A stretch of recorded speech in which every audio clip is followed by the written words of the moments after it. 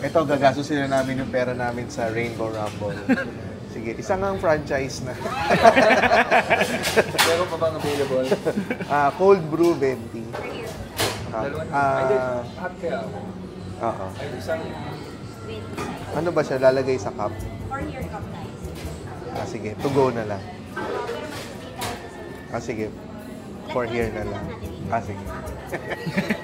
Kausap. Isang hot Americano na po. Ikaw, Fade? Kahit brewed coffee lang. Brewed coffee lang Tol. daw. Coffee sila okay lang 5 minutes. Americano na lang, tol. Like tall size. I-grande mo na. Hindi, okay lang. Sige. Ako food sir. Miss warm na lang pala. Warm na lang. Thank you. Anong food Warm. gusto nyo? May food ba Para kayong gusto? pwedeng mainom agad. May foods? Thank Wala, you. yung coffee lang.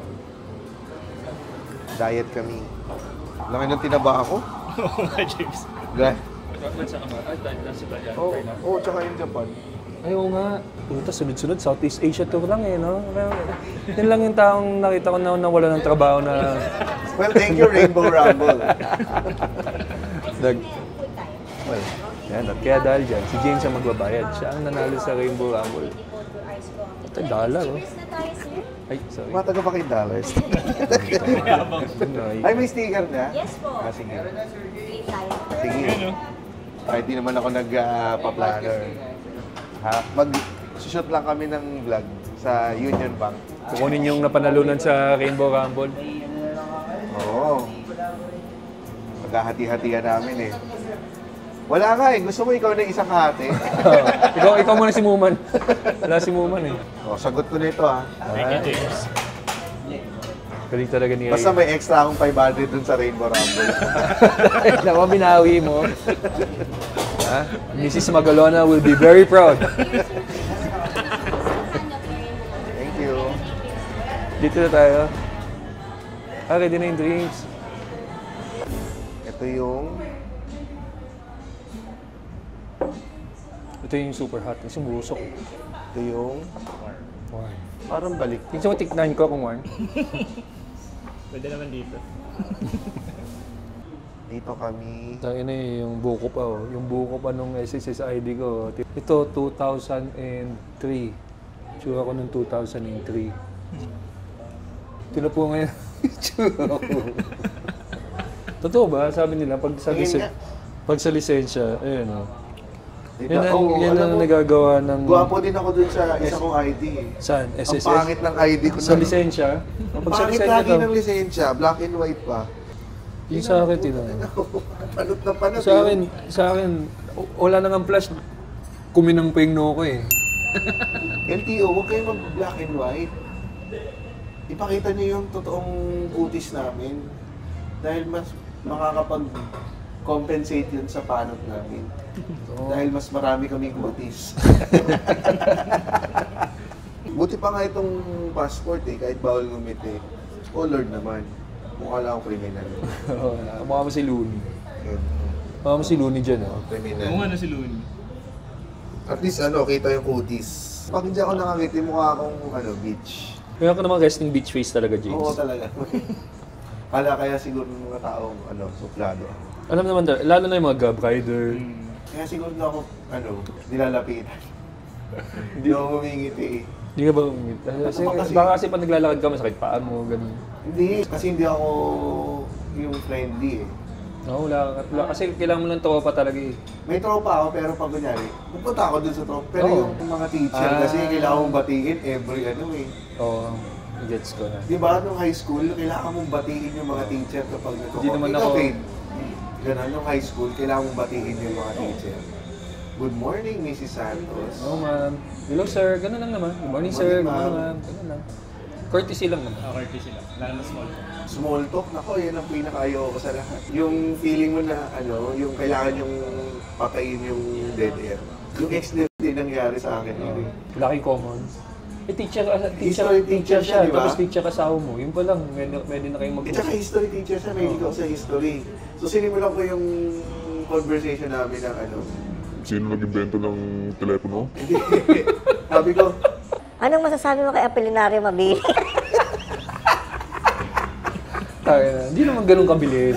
Tumatawa sa Dumano history sa teacher mga ka. magaganda. Tapos nung nabanggit ko yung Apollinario Mabini, Na-awkward na siya. sinabi niya sa akin, Alam mo, hindi naman natin kailangan magsalita eh. Sabi niya,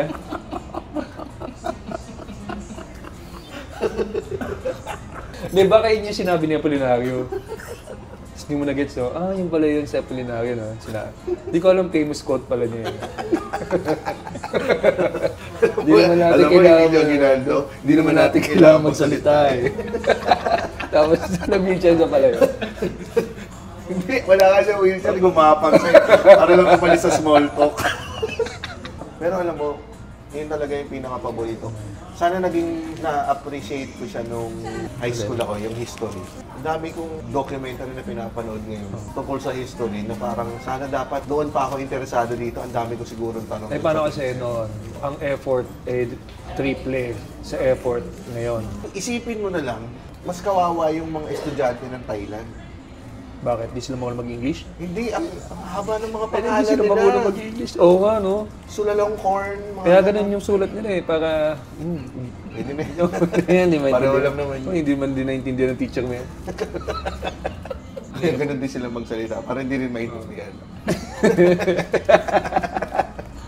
Sounds like okay. Okay na yan.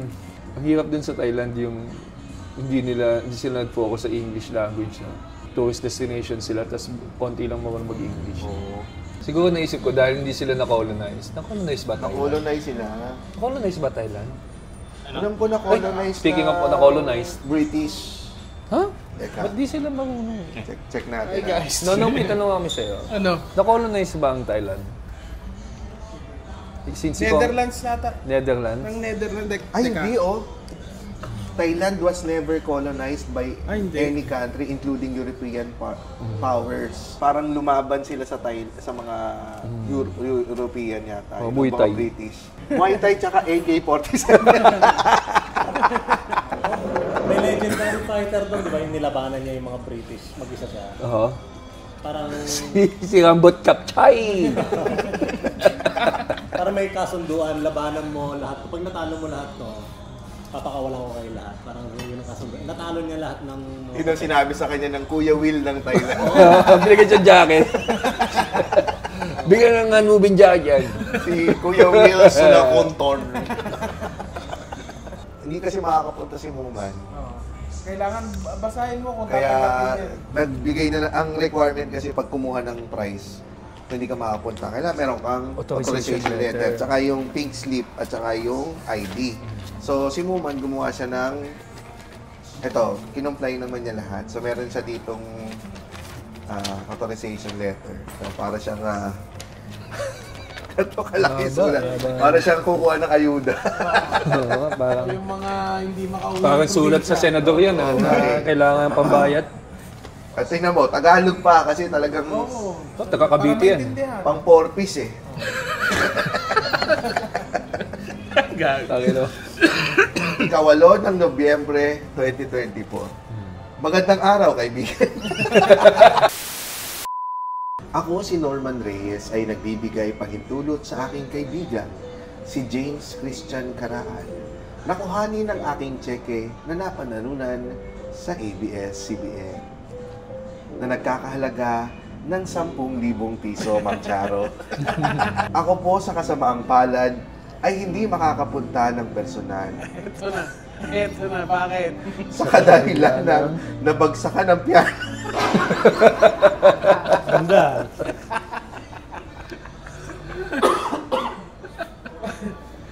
Cartoons ang nangyari sa Sa ulo ba yan?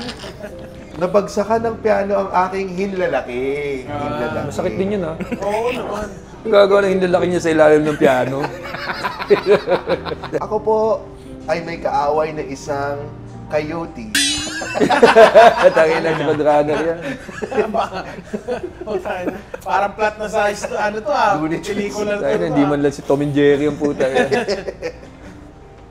At hindi ko maipaliwanag ang sakit. Ay, hirap pala ipalawanag yan. Lalo na kung paano nabagsakan ng piano yung daliri mo. Maipapaliwanag ko lang ito sa katagang, hala niya siya, sakit! Sa mga oras na katulad nito, naaalala ko ang aking magulang. Kailan gumamit pa ng dead parents card. Pucha, naglabas ng agad na card ah. Talaga mapagbibigyan na ito eh. Umaasa po ako na pagbigyan ninyo ang aking kahilingan sapagkat gagamitin ko ang aking napanalunan para ipagamot ang aking hinlalaki. I-authorize ba yan? Tingnan natin. At para makapasok na rin po ako, dahil lagi na rin po akong sinisita ng aking biyanan. Kasama pa yun. Gumagalang Norman Reyes. Ayan o, may pirma. Haba, oh. So, talagang legit ito. Oo. Ganda. Nilakihan niyo talaga yung letra. Oo, kasi kaibigan niya yung magbabasa eh. Ganyan ang sulat si mo. Ganyan yung magsulat yung mga 1990s na ba? Mga unang salta rin. Malimos tayo. Ito gawin natin. Nagbenta tayo yema, tapos ito. Dun sa last vlog natin, dun sa review, nakita naman natin at nahulaan namin lahat kung sino yung mananalo. Tama si Rems na sa sinabi niya na Ba't ko gagalingan kung unified ang panalo? hati Putangin na, nadihado ako pero, dito ah. pero maganda, kasi muman. So Ay, ang oo. hati, apat lang. Punitin na natin yung ano na, Oo. authorization letter. Oo. Hanap tayo ng tingnan natin. Sila. Ito na, gagawa na kami ng poverty porn. Oo. Dahil bawal magdala ng camera sa loob, pipilitin natin magdala ng camera. Hindi, naiwan si Pete dito. Sige, Oh, tara. bye-bye. Babalik kami mamaya. At good luck.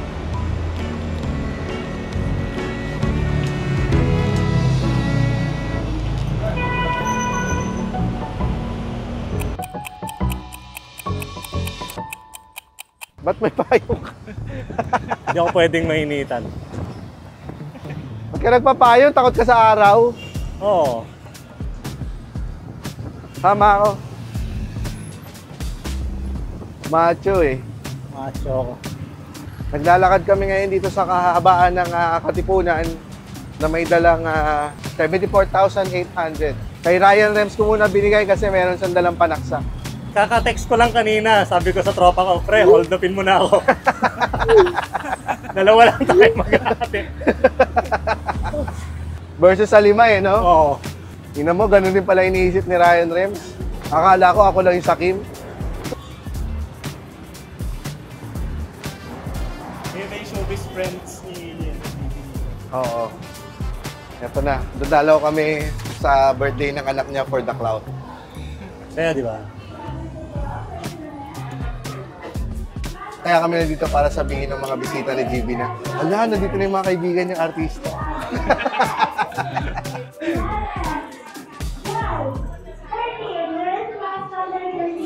Minsan hinire na ako mag-stand up sa isang 7th birthday. Alam mo yung ginawa nung parent, kumuha ng 2 events place. Isang para sa mga adult, yung mga parents, tapos isang para sa mga bata. Ano siya? May-ari ng katrabaho ko dati. Pare, ano yung meron dun sa birthday ng bata? Merong laser tag, merong inflatable playground. Oo. Tapos sa side ng mga magulang, Mga puta. Alam mo nawala ngayon yung mga birthday sa bahay. kasi condo eh. Dati- na naka-condo eh. Dati pag alam namin may birthday ng 4 p.m. Garahe. lagi yun eh. Nakabukas yung pito na garahe. Tapos may mga balloons ang nakasabit. Yun ang nakakatuwa eh. Tapos aabangan mo. Tapos dadaan ka sa bike mo, titingnan mo. Uy, birthday ni Junjun. Hindi ako invited. Alam mo yung sasabit ka pa lang kote para baka makita ka, tapos invite ka pa ba? Wala. Tapos wala.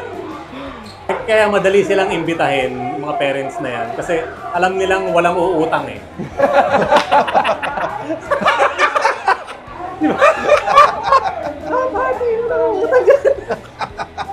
So magkano ang na-total natin?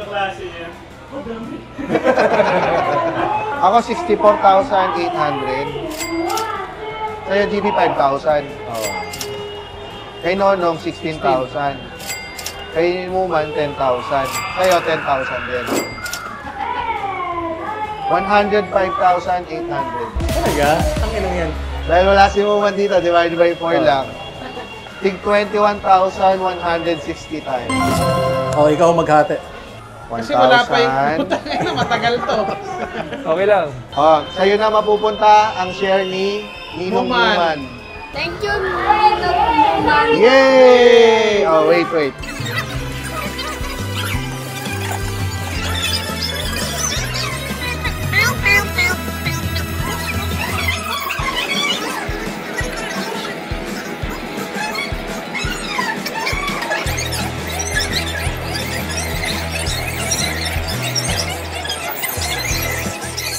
If 14. Mas importante Mas yung importante game. yung game. Mas importante yung Oo. game. Mas importante yung game.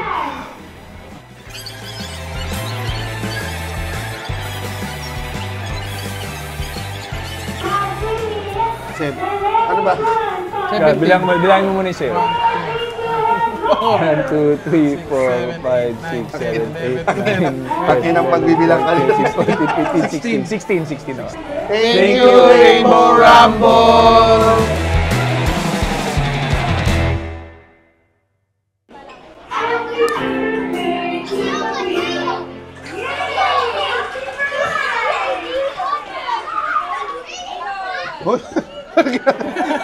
I love it. That's the best trick ever.